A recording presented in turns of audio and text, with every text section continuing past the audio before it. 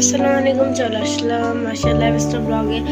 আর আপনারা অনেকজনই ভাবতেছেন আমি কেন রান্না করে, কারণ আমার আম্মু গোসল করতে ঢুকছে, তাই আমার থেকে ধোয়া পাতলা লাগে, তার বলে 2-3টা ধোয়া পাতলা যেগুলো আছে সেগুলো আমি করবো। সো এখন আপনার সাথে শেয়ার করবো, বলে চলুন। সো গাইস, এখন আমি হচ্ছে ধোয়া পাতলাগুলো করতেছি।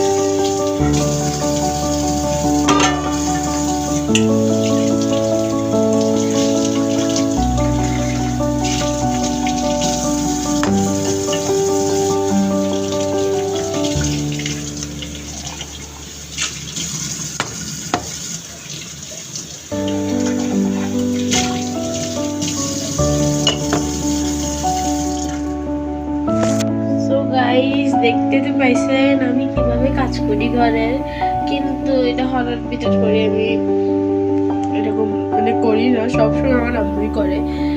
কারণ হচ্ছে আমার ঠান্ডা লেগে যাবে, এটা হবে সেটা হবে বলে আমার আম্মু করতে দেয় না আমাকে, তাই আমি করিও না। সো নিজের থেকে তো করতে হবে, তাই না? সো একটু করে আজকে আম্মু 2-3টা কাপ টাপ ধুয়ে দিছি।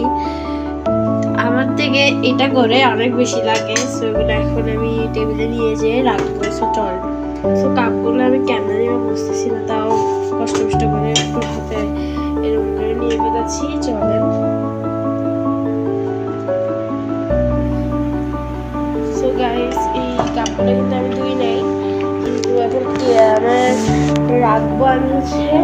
সো একটু দেখেন আমি কীভাবে রাখি না রাখি। আমি কিন্তু সকালে উঠেই পড়তে বসি, কারণ আমার মাত্র কালকে বাংলা এক্সাম গেছে 20 তারিখ থেকে, তো শুরু হবে সবার এক্সাম, তো শুরু হয়েছে আমার কালকে। আবার 25 তারিখ হচ্ছে আমার ইংলিশ পরীক্ষা। সো পড়তে বসছি, তাই আমার আর এখনও তো অনেক দেরি আছে, 5 দিন বন্ধ আছে আমার পরীক্ষা, তাই আমি এগুলো সব ধুয়ে এখন একটু টিভি দেখলাম, এরপর আপনার সাথে সব শেয়ার করতেছি।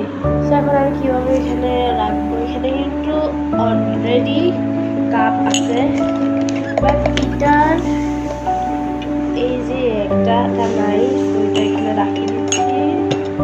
দেন এগুলো হচ্ছে যে জাস্ট আন্ডারতে আমি এদিকে রাখি। এগুলো ও সরি টু সে গাইস, পড়ে গেছে ক্যামেরাটা।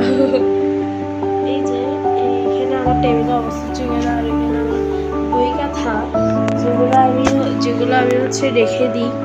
সো কাপগুলোকে এদিকে রেখে দিয়েছি। আর এখন হচ্ছে আমার ব্লগটা কেমন লাগছে এটা আপনাদের বলার পালা।